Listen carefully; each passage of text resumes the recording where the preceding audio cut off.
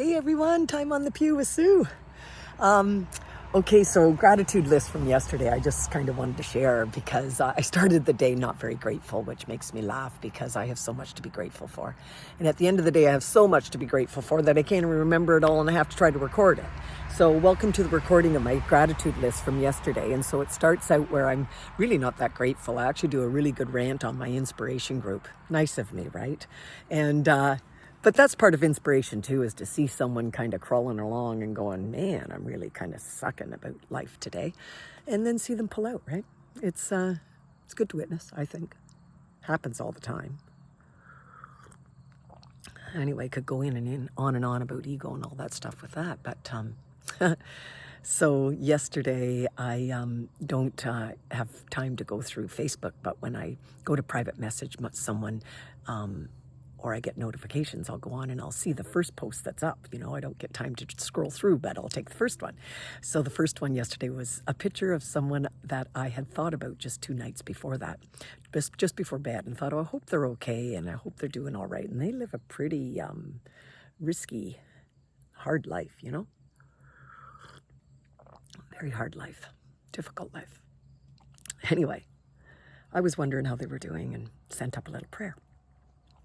So fast forward to yesterday, 2 days later, first thing on the Facebook is that person. I haven't seen a Facebook post from them in ages and ages, and I haven't even known where they are. And so, wow, isn't this great? And they look fantastic and healthy.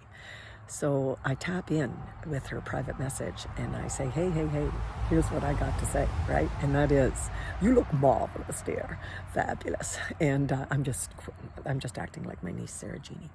And but yeah, she does look fabulous because she looks healthy and mentally aware and good, you know? Someone who's living the good, hard life. That's a quote from Catherine Wolfe, good author and a good life story, interestingly enough. But thank you, Karen, for that. So then later that day, I have my prayers around the trees of my ancestors and for all of the goodness that gave them to me.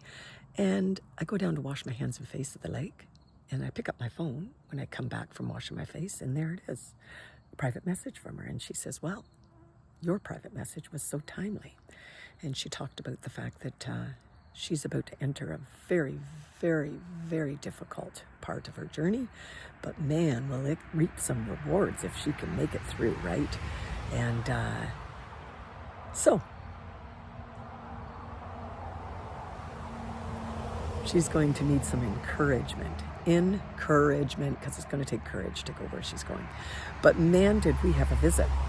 And then I have a nephew who just got reamed over the coals by life this week, trying to do things all the right way and then wrong things just happening. And you're like, oh man.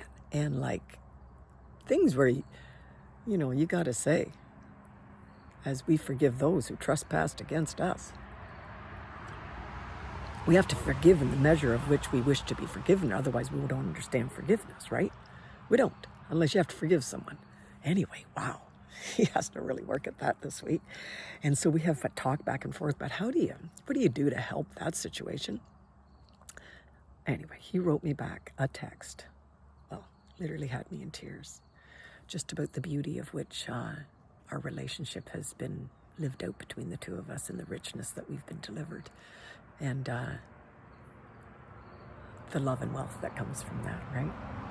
So that was my other gratitude list. We had Dad for dinner, which was too much fun, but he's 83 and still witty as can be. And I could see his lips moving without saying anything, waiting for the next person to finish their sentence because he's a very quiet, respectful, graceful man.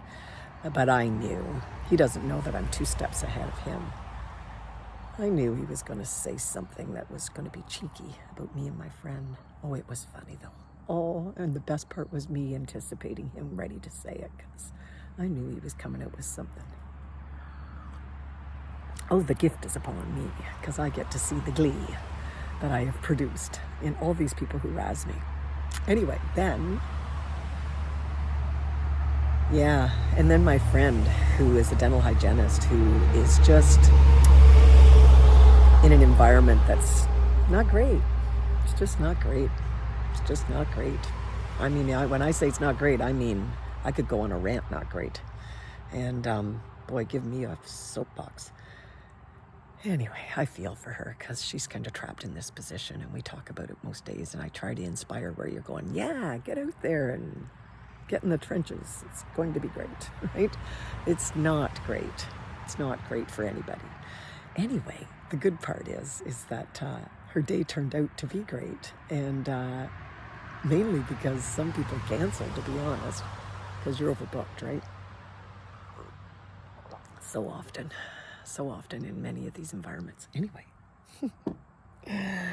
so much so that her last one got caught in traffic even, and she got to walk part way home. And when she walked part way home, she had tidbits that were left over from some function at the work office, and some guy came along and he went, Timbits, and looked pretty excited. So she pushed them out in front of her, and she's so gorgeous and beautiful and amazing and thoughtful and kind and generous and just true beautiful spirit for someone who's walked a lot of dark places.